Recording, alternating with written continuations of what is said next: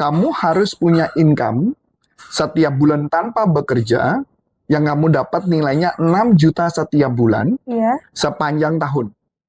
Oke. Itulah disebut yang kamu financial freedom. Oke. Kalau kamu masih bekerja dan dapat income 6 juta, itu namanya belum financial freedom. Itu namanya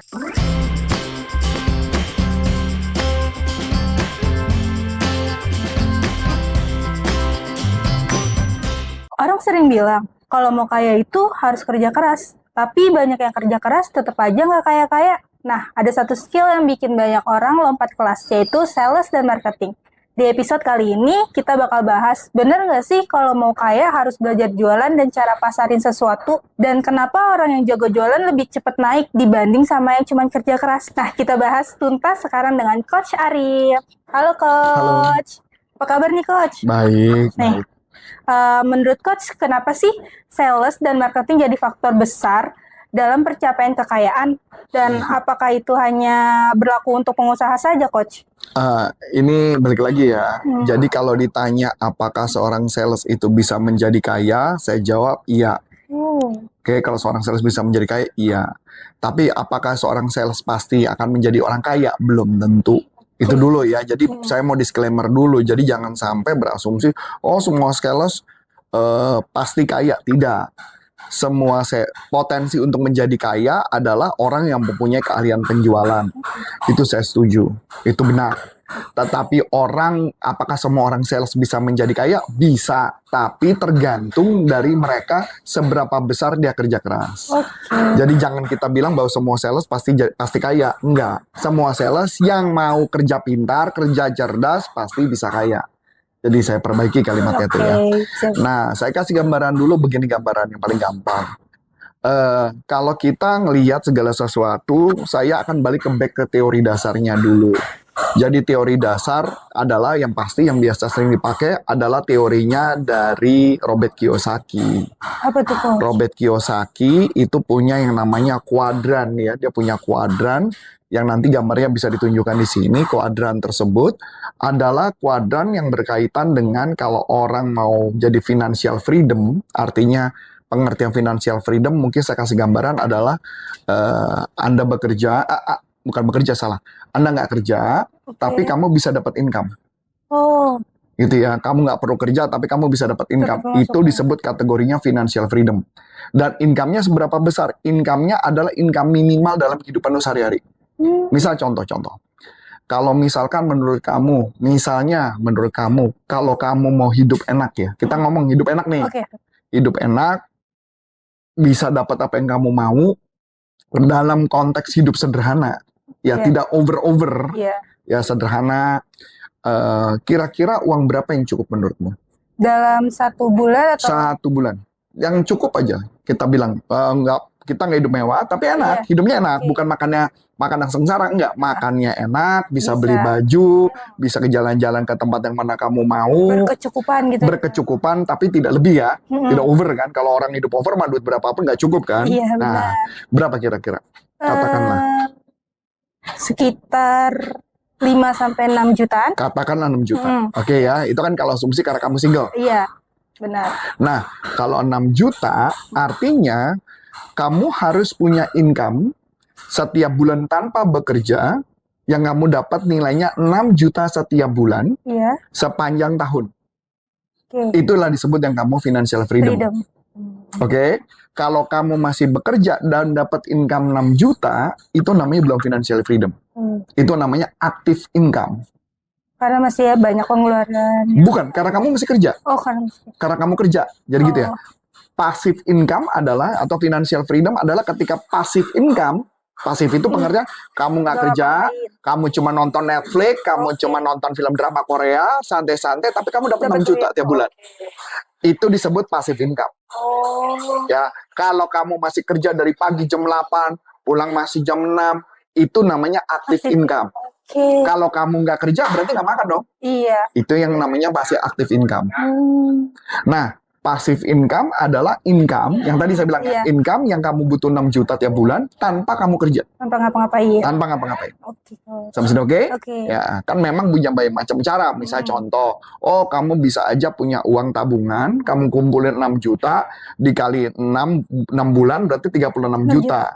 36 juta istilahnya kalau kamu nggak kerja, tapi kamu punya 36 juta, kamu bisa hidup 6 bulan dong. Iya. Nah, itu juga bisa disebut financial freedom. Tapi financial freedom-nya cuma 6 bulan. Iya.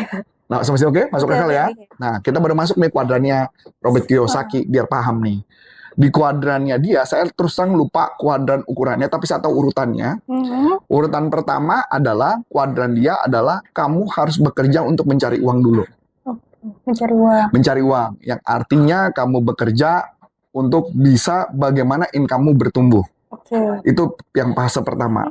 Ketika kamu bekerja, income-mu sudah bagus, berarti pertanyaan yang menarik kan gini ya, kalau kita gambarannya, misalkan gaji, misalkan belum sampai dapat 6.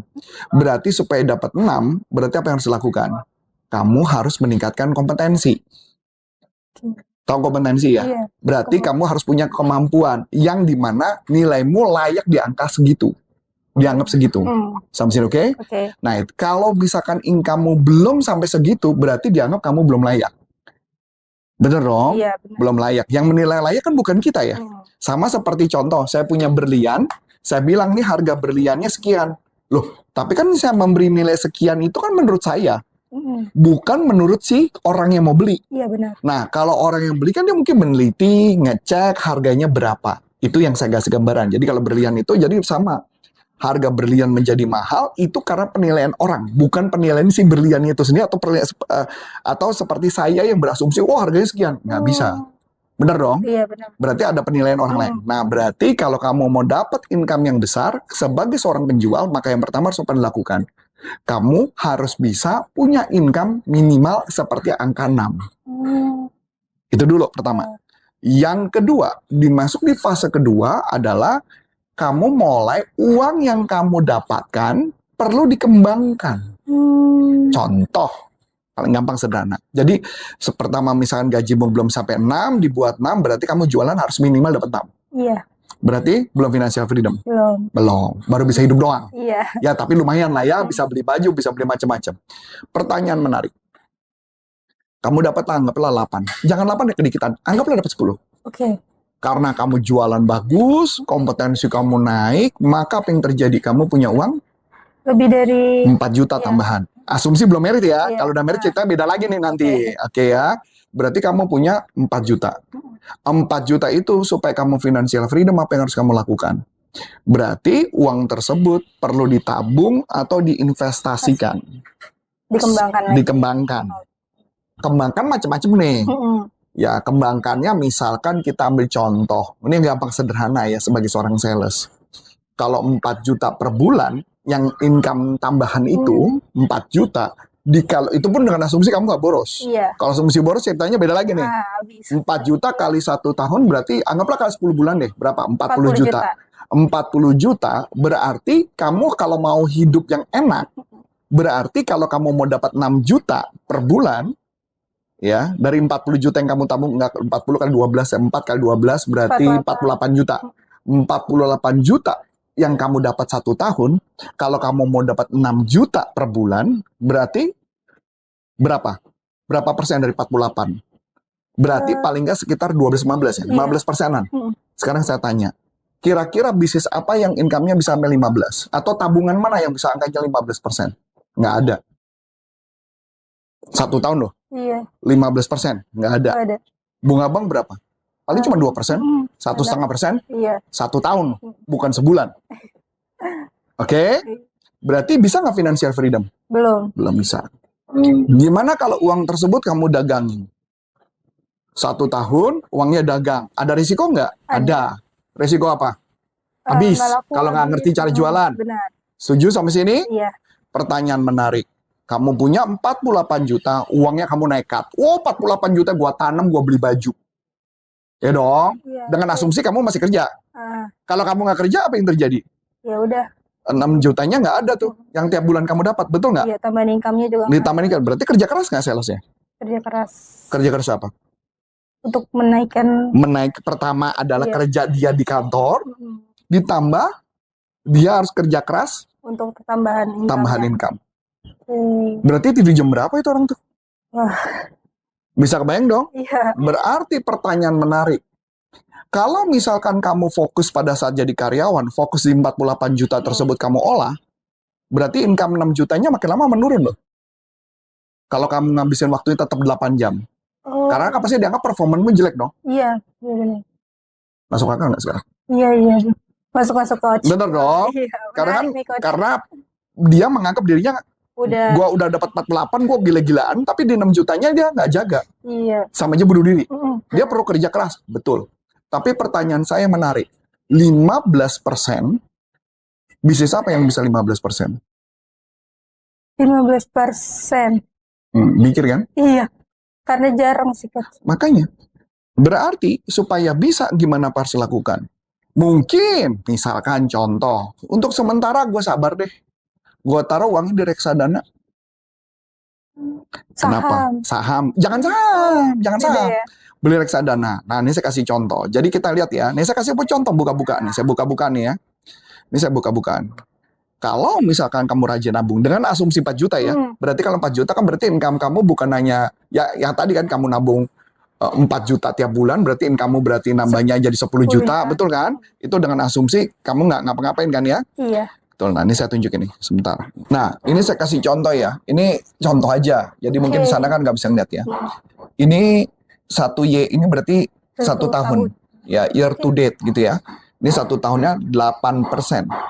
Tinggi juga. 1 tahun 8%. Kalau 1 tahun 8% berarti kamu targetnya 15. Iya. Ya mungkin memang belum cukup.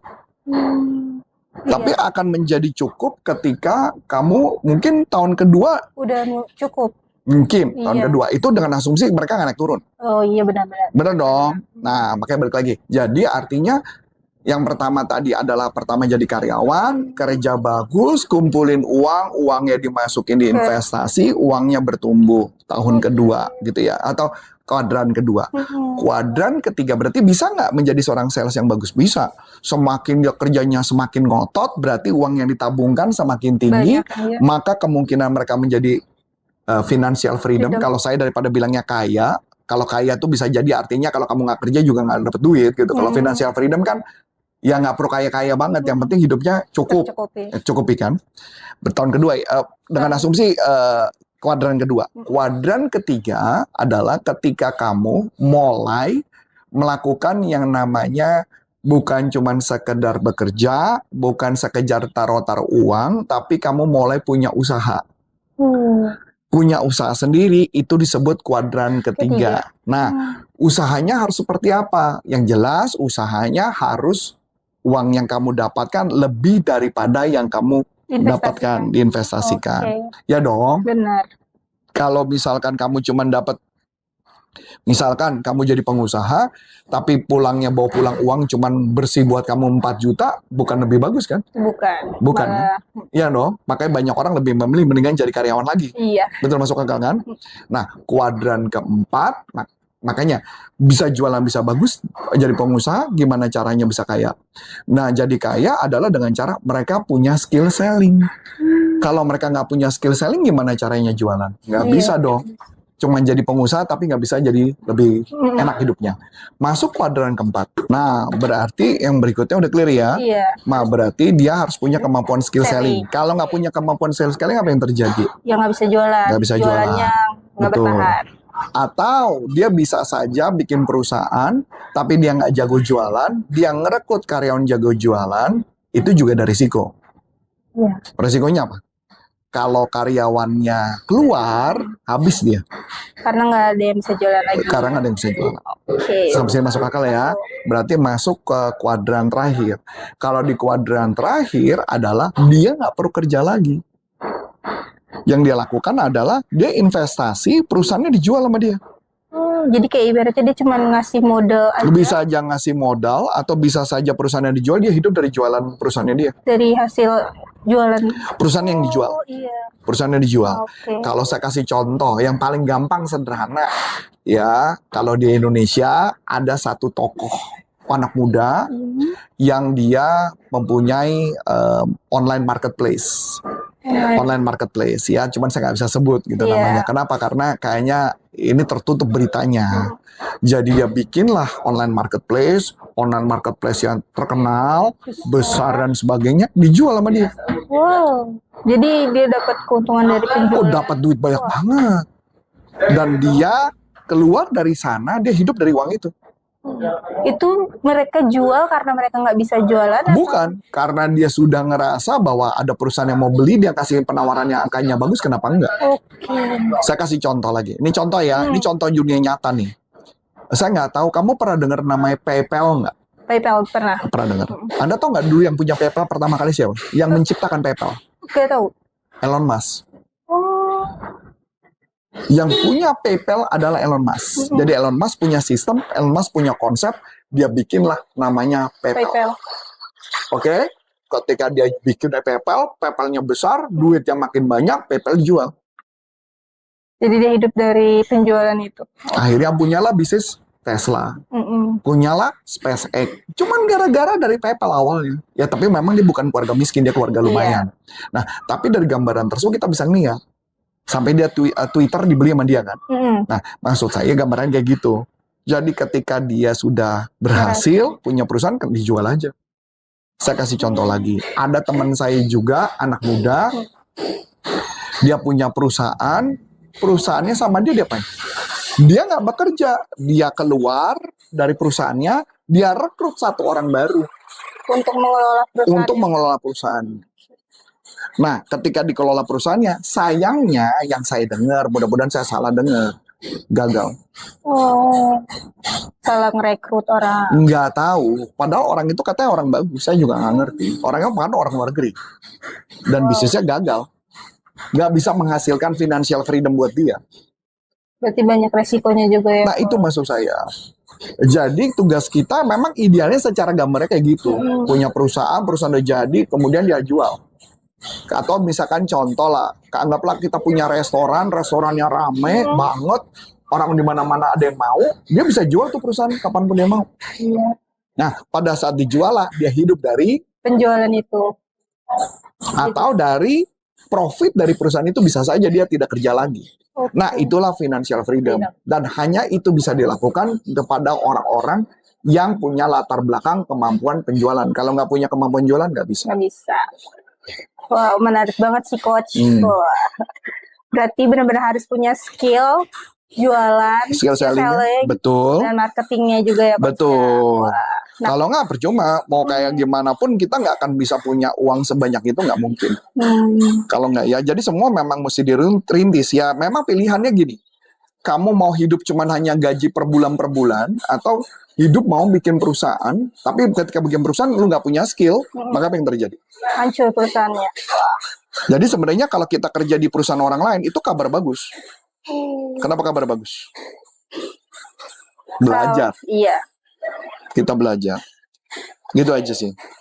Wah, menarik banget kan. Nah, kalau sekarang nih Coach, apa sih bedanya orang yang punya skill teknik, yang kayak misalnya dia ahli bikin produknya nih, tapi dia nggak bisa jualannya, sama orang yang nggak biasa aja tapi jago banget jualannya tuh? Nah, kalau saya pribadi, saya cerita sedikit gini deh ya, mungkin ini gambarannya ya.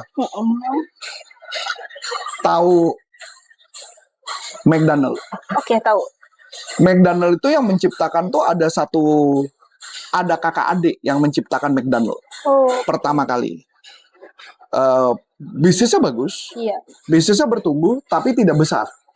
Tapi bertumbuh, tumbuh. Buat mereka makan, bisa. Buat mereka keluarga, bisa. Tetapi bisnisnya nggak bertumbuh. Sampai akhirnya datang ada satu orang, cuman saya lupa namanya siapa, Rock atau siapa, saya lupa namanya. Orang itu datang, orang itu menawarkan jasa, gimana kalau gue bantu lu ngejualin McDonald lu biar menjadi besar. Setuju. Dibantu sama dia. Gede, McDonald seperti sekarang ini terjadi gara-gara orang itu. Ada di mana-mana sekarang karena si orang itu. Apakah dia menjadi pencipta? Enggak. Dia sales murni. Oke. Contoh lagi, Starbucks. Starbucks itu adalah dulu perusahaan keluarga. Dan namanya bukan Starbucks, saya lupa, cuma namanya apa saya lupa. Itu perusahaan keluarga. Ada satu anak muda kerja sama dia. Ketika anak muda itu kerja sama dia, dia bilang, Starbucks itu dulu bukan jualan Kopi. Jualan itu kopi, tapi tidak disajikan. Jadi biji-biji jualannya. Oh, biji kopinya aja. Dia nawarin diri, mau nggak kalau kita bikin bisnis setelah pulang dari Itali? Dia bilang, gimana kalau bisnis Starbucks-nya gue yang bikin kafe? Nggak mau bosnya. Bosnya nggak mau, dia keluar. Ada anak muda ini. Ketika dia keluar, dia bikin bisnis. Saya lupa apakah bisnis coffee shop atau apa yang seperti diimpikan. Ternyata berhasil. Ketika dia berhasil, dia masih hubungan baik sama si penciptanya Starbucks. Dia datang balik lagi, dia nawarin. Kerjasama. Ini kan gue udah berhasil nih. Iya. Mau nggak gue bantu? Mau. Deal. Besarlah Starbucks sekarang. Oh. Yang latar belakang? Sales. Wow. Berarti kontribusi teknik sales tuh benar-benar penting bagi banget. Jadi makanya kalau bisa saya bilang, sama kayak anak saya juga kerja di otomotif robotik. Saya bilang, kamu mungkin bisa ciptain sesuatu, Matthew. Anakku namanya Matthew. Saya bilang, kamu bisa ciptain sesuatu, tapi kalau kamu nggak punya kemampuan berjualan, percuma. Jadi kayak udah, cuman ada aja nih produk, ya ada, tapi udah nggak bisa dijual, percuma. Yang bisa menjual itu adalah orang-orang yang jago-jago dalam dunia selling. Itu aja. Wah, berarti teknik selling tuh sangat penting buat para sales dan marketing. Wah, udah panjang banget nih penjelasan dari Coach Arif. Kalau misalnya kalian masih belum jelas atau apa, boleh banget di kolom komentar. Pertanyaannya nanti akan dijawab langsung sama Coach Arif. Dan saya Diana. Dan saya Coach Antoni Sarif. Mengucapkan terima kasih, sukses buat Anda dan sampai jumpa. Salam performa. Bye-bye.